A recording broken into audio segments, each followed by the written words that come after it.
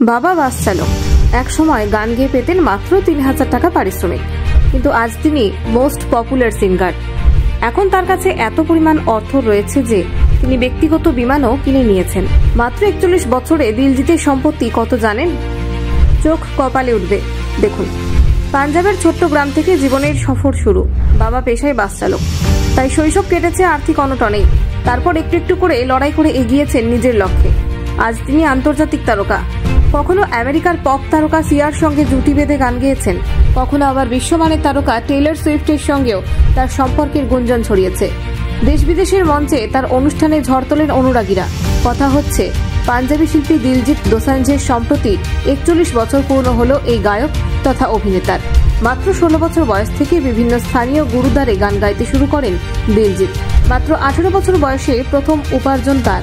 এক জন্মদিনের অনুষ্ঠানে গান গেয়ে ৩,০০০ টাকা পারিশ্রমিক পেয়েছিলেন দিলজিৎ।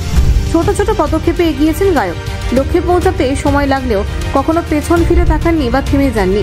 নিজেই এক সাক্ষাৎকারে জানিয়েছিলেন সে কথা। ২০০৪ সালে প্রথম অ্যালবাম মুক্তি পায় দিলজিতের। অ্যালবামের নাম ছিল ইশক উরা আদা। তৃতীয় অ্যালবাম থেকেই পরিচিতি পাওয়া শুরু দিলজিতের। স্মাইল নামে সেই অ্যালবামের প্রযোজনা করেছিলেন সুখপাল সুখ।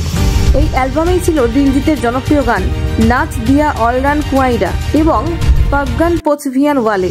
গান গাইতে গাইতেই অভিনয়ের জগতে পা রাখেন দিলজিৎ। ২০১১ সালে দ্য লায়ন অফ পাঞ্জাব ছবিতে গান করেছিলেন তিনি।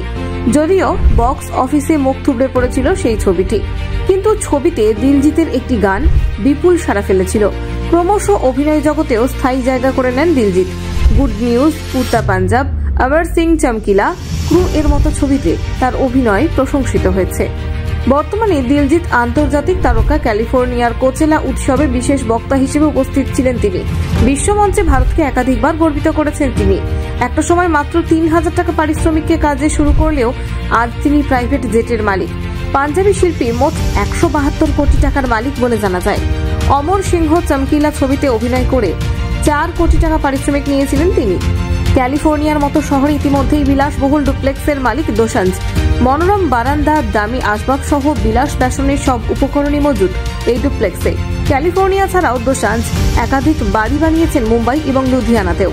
গ্যারেজে একটি মাত্র পোরশে গাড়ি রাখার স্বপ্ন থাকে অনেকেরই। সেখানে গায়ক দিলজিতের গ্যারেজে ইতিমধ্যেই শোভা পায় দুটি দামি পোরশে গাড়ি। সব মিলিয়ে দুটি গাড়ির দাম প্রায় ৪ কোটির কাছাকাছি। দিলজিৎ ছাড়া ভারতীয় তারকাদের মধ্যে পোরশে গাড়ি রয়েছে ঋত্বিক রোশন এবং অক্ষয় কুমারের গ্যারেজে।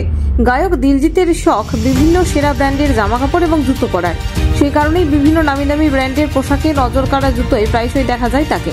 প্রসঙ্গত তিনিই প্রথম পাঞ্জাবি গায়ক যিনি ক্যালিফোর্নিয়ার কোয়াচেলা ভ্যালি মিউজিক অ্যান্ড আর্টস ফেস্টিভ্যালে গান গেয়েছেন। ব্যুরো রিপোর্ট, আনন্দ বাংলা আপডেট।